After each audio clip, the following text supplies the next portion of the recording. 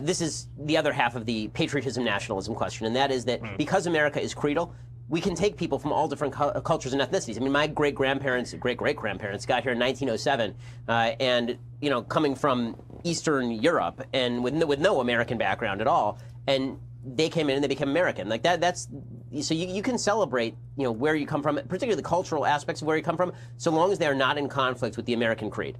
And I think this is where we get into some serious issues when it comes to immigration, because it is not clear that immigration from all parts of the globe or from all cultures is equally capable of merging with American ideals.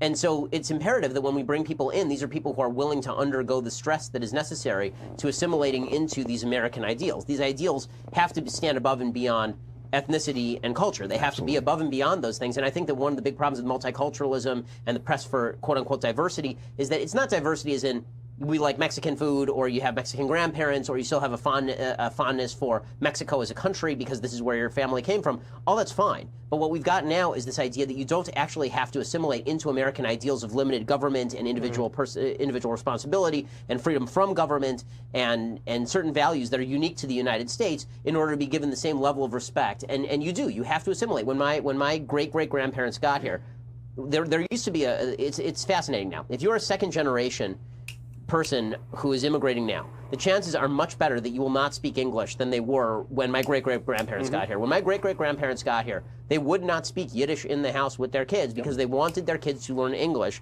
so that they could do business and assimilate and deal with everybody else. And again, I come from a culture where Jews are still supposed to marry Jews, right? So this wasn't about assimilating in the sense that you're supposed to just kind of generally merge into the population. It was the idea that you're supposed to accept these certain basic principles. So there's no conflict in my mind whatsoever in enjoying all the aspects of your culture, knowing your history, which is just cool stuff. It's cool to know your own personal history, valuing those parts of your history that merge with these creedal ideals. But the creed has to come over everything, or you haven't become part of the American nation.